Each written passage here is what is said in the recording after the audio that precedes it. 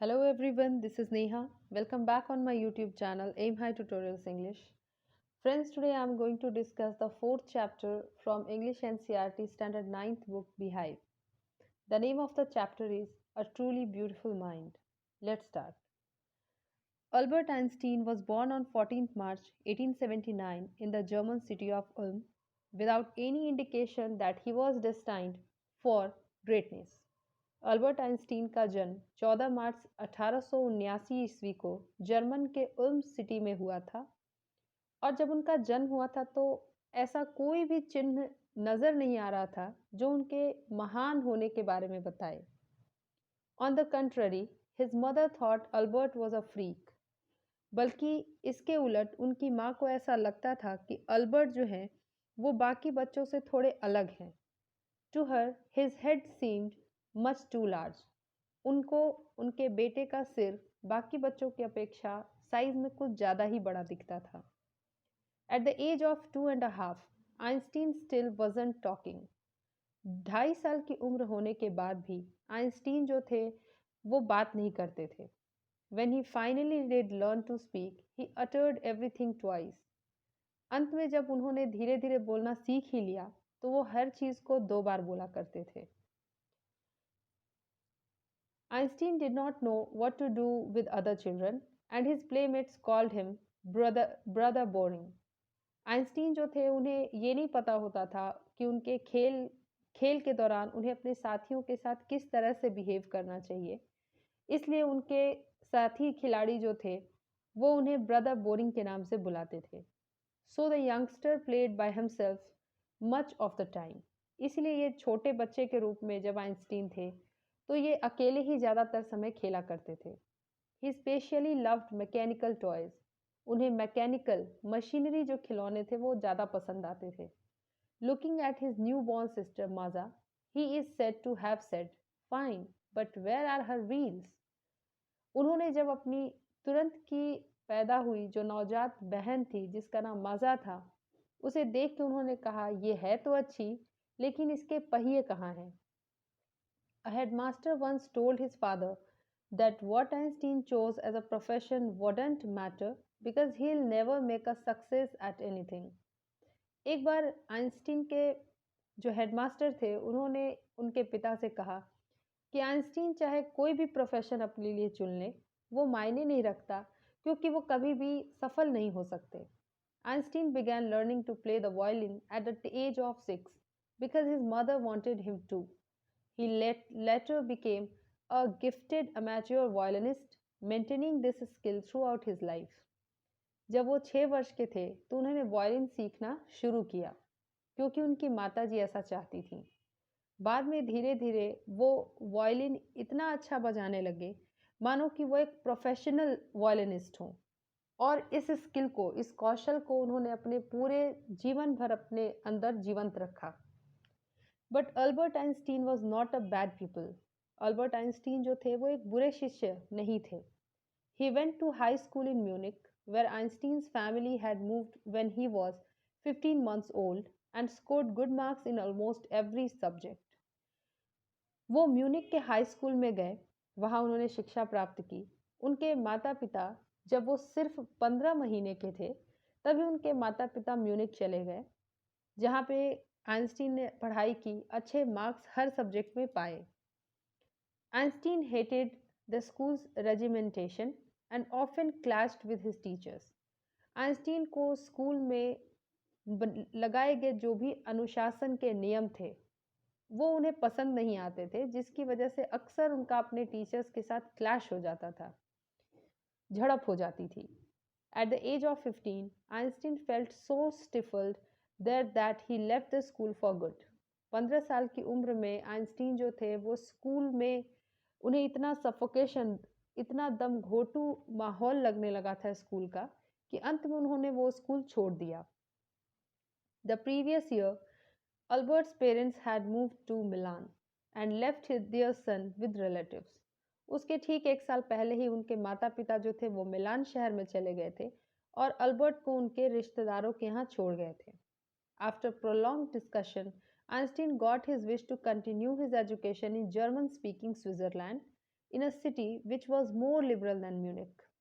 बहुत बड़े लंबे चले डिस्कशन के बाद अंत में यह निर्णय लिया गया कि आइंस्टीन को जर्मन स्पीकिंग स्विट्जरलैंड में भेज दिया जाएगा। स्विट्जरलैंड के उस जगह पे भेजा जाएगा जहाँ पे कि जर्मन भाषा बोलने वाले लोग हों, जो कि म्यूनिक से कहीं ज़्यादा लिबरल थे, ज़्यादा स्वतंत्र विचारों वाले थे। Einstein was highly gifted in mathematics and interested in physics, and after finishing school, he decided to study at a university in Zurich. Einstein mathematics में, फिजिक्स में काफ़ी इंटरेस्टेड थे और मैथमेटिक्स में तो उनकी प्रतिभा अत्यधिक थी। बाद में उन्होंने अपनी स्कूलिंग ख़त्म करने के बाद यह निर्णय लिया कि वो ज्यूरिक के एक विश्वविद्यालय में अध्ययन करेंगे। But science wasn't the only thing that appealed to the dashing young man with a walrus mustache. लेकिन साइंस ही सिर्फ वह एक सब्जेक्ट, एक विषय नहीं था जो इस व्यक्ति को अपनी ओर आकर्षित करता था। He also felt a special interest in a fellow student, Mileva Merrick, whom he found to be a clever creature. इसके अलावा उन्हें अपनी एक दोस्त मालेवा मैरिक में भी इंटरेस्ट था, जिसे कि वो क्लेवर समझते थे, चालाक व्यक्ति समझते थे। This young Serb had come to Switzerland because the university in Zurich was one of the few in Europe where women could get degrees.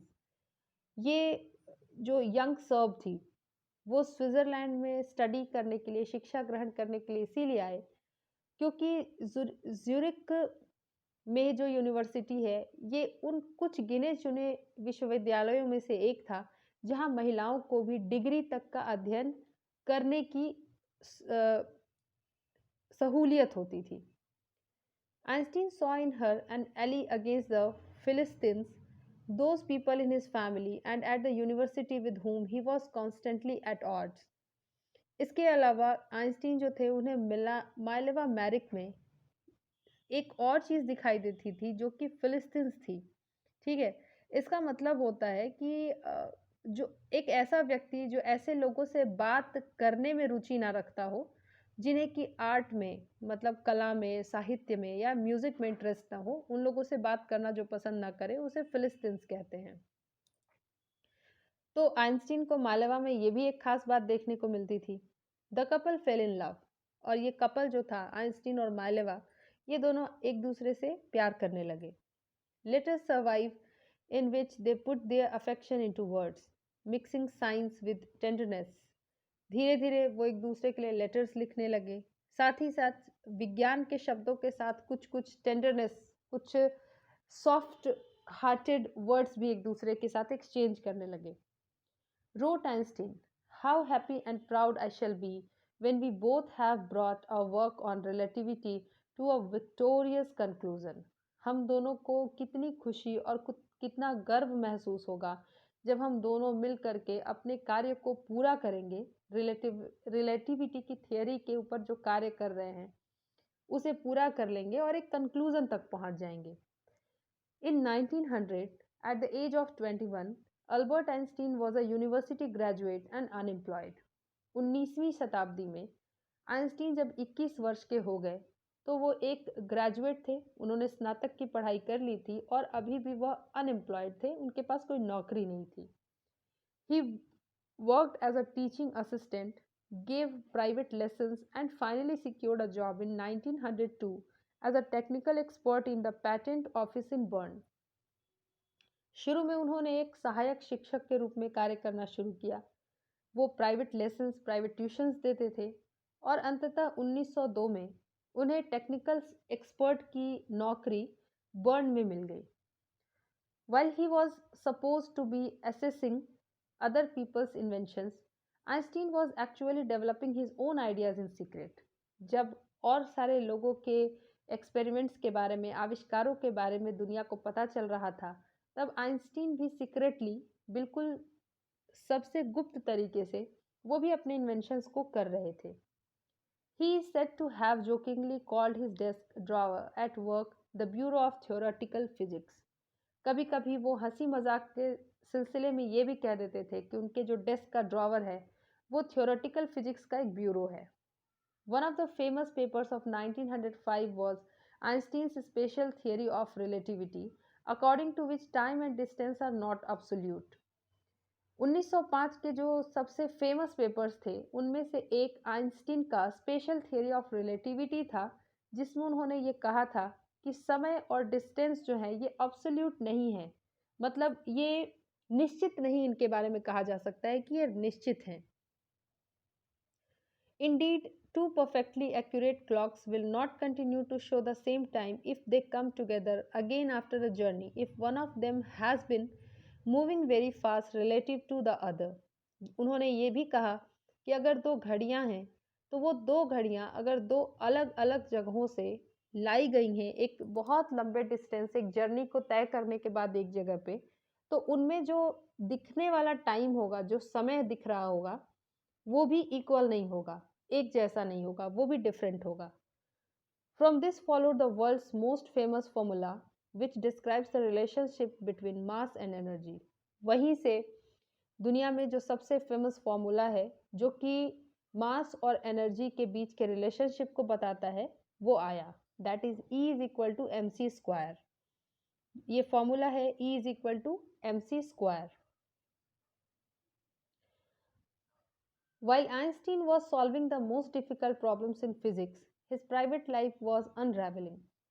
जब आइंस्टीन फिजिक्स के सबसे कठिन मुश्किल सवालों को हल कर रहे थे, तब उनकी अपनी जो निजी जिंदगी थी वो ठीक तरीके से नहीं चल रही थी, अब वो खत्म होने की कगार पे थी।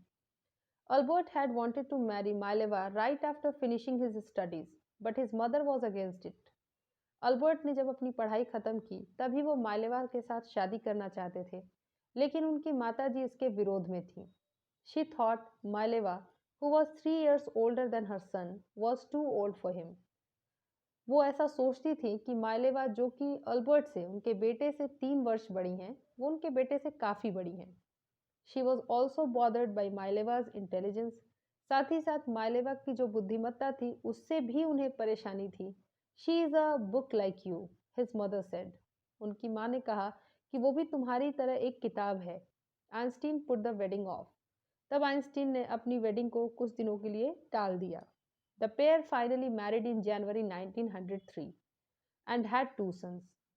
बाद में जनवरी 1903 में इस जोड़े ने शादी कर ली और इनके 2 बेटे हुए। But a few years later the marriage faltered. लेकिन कुछ ही समय के बाद ये शादी धीरे धीरे कमजोर पड़ने लगी, इनके बीच का रिश्ता कमजोर पड़ने लगा। माइलेवा meanwhile was losing her intellectual ambition and becoming an unhappy housewife. माइलेवा धीरे धीरे उनकी जो इच्छाएं थी, एक बुद्धिमान व्यक्ति होने के नाते उनकी जो महत्वाकांक्षाएं थी वो खत्म होने लगी और वो एक नाखुश हाउसवाइफ बन गई। After years of constant fighting, the couple finally divorced in 1919. कई सालों के आपस में चली रंजिश और लड़ाइयों के बाद 1919 में इस जोड़े ने तलाक ले लिया। Einstein married his cousin Elsa the same year. और उसी वर्ष आइंस्टीन ने अपनी ही एक कज़न एल्सा से शादी कर ली। Einstein's new personal chapter coincided with his rise to world fame. Einstein की ये जो नई व्यक्तिगत जीवन की शुरुआत हुई थी, इसके साथ ही साथ उन्हें पूरी दुनिया में वो लोकप्रिय भी हो गए। In 1915, he had published his general theory of relativity, which provided a new interpretation of gravity. 1915 में उन्होंने एक जनरल थियरी ऑफ रिलेटिविटी को पब्लिश कराया, जिसने कि ग्रेविटी को एक दूसरे ही तरह से इंटरप्रेट करके, दूसरे ही तरीके से उसकी व्याख्या करके लोगों को समझाया, बताया। An eclipse of the sun in 1919 brought proof that it was accurate. और 1919 में सूर्य ग्रहण जब एक सूर्य ग्रहण लगा तो उससे इस थियरी की जो बातें थी वो अक्षर से सही साबित हो गई। Einstein had correctly calculated in advance the extent to which the light from fixed stars would be deflected through the sun's gravitational field. Einstein ने बिल्कुल सही तरीके से गणना कर दी थी कि किस प्रकार से अलग अलग जो तारे हैं जो कि फिक्स्ड हैं अपनी जगह पे, वो सूर्य के ग्रेविटेशनल फील्ड तक किस प्रकार से रोशनी को डिफ्लेक्ट कर देते हैं, उसके डायरेक्शन को चेंज कर देते हैं। The newspapers proclaimed his work as a scientific revolution. जितने भी समाचार पत्र थे उन्होंने आइंस्टीन के इस कार्य को वैज्ञानिक क्रांति का नाम दिया। Einstein received the Nobel prize for physics in 1921। Einstein को 1921 में फिजिक्स के क्षेत्र में नोबेल पुरस्कार से सम्मानित किया गया। He was showered with honors and invitations from all over the world and lauded by the press. उन्हें पूरी दुनिया से सम्मान और इनविटेशंस मिलने लगे, आमंत्रण पत्र मिलने लगे और धीरे धीरे वो और भी ज़्यादा फेमस हो गए। When the Nazis came to power in Germany in 1933, Einstein emigrated to the United States. जब 1933 में जर्मनी में नाजियों का उदय हुआ, तब आइंस्टीन यूनाइटेड स्टेट्स चले गए। 5 years later, the discovery of nuclear fission in Berlin had American physicists in an uproar. बाद में 5 सालों के बाद न्यूक्लियर फिजन जो बर्लिन में हुआ, उससे जितने भी अमेरिकन फिजिसिस्ट थे वो सब बड़े अपसेट हो गए। मेनी ऑफ देम मतलब निराश हो गए। Many of them had fled from fascism, just as Einstein had, and now they were afraid the Nazis could build and use an atomic bomb. इनमें से बहुत सारे ऐसे थे जो फासिज्म से, फासीवाद से भाग करके दूसरी जगहों पे जाके बस गए थे, जैसा कि आइंस्टीन ने भी किया था। इसलिए अब इन्हें इस बात का डर था कि ये जो नाजी हैं वो किसी एटॉमिक बॉम्ब से इनके ऊपर हमला कर देंगे और इनकी जान ले लेंगे। At the urging of a colleague, Einstein wrote a letter to the American President Franklin D. Roosevelt on 2 August 1939 in which he warned. बाद में उनके आइंस्टीन के एक कलीग के बहुत ज़्यादा अर्ज करने पे, बहुत विनती करने पे, आइंस्टीन ने एक पत्र उस समय के अमेरिका के राष्ट्रपति फ्रैंकलिन डी रूजवेल्ट को लिखा एक पत्र। बाद में अपने एक कलीग के बहुत ज़्यादा विनती करने पे आइंस्टीन ने उस समय के अमेरिका के तत्कालीन राष्ट्रपति फ्रैंकलिन डी रूजवेल्ट को 2 अगस्त 1939 को एक पत्र लिखा जिसमें उन्होंने एक वार्निंग दी, चेतावनी दी। A single bomb of this type exploded in a port might very well destroy the whole port together with some of the surrounding territory. उन्होंने कहा कि इस प्रकार का एक बॉम्ब जिसने कि एक पोर्ट को पूरी तरह से एक्सप्लोड कर दिया, विस्फोट करके बर्बाद कर दिया, ये ऐसे कई सारे पोर्ट्स को और उसके आसपास के जो क्षेत्र होंगे उन्हें भी आराम से बर्बाद कर सकता है। His words did not fail to have an effect. और उनके कहे गए ये जो शब्द थे ये व्यर्थ नहीं गए, बल्कि ऐसा ही हुआ।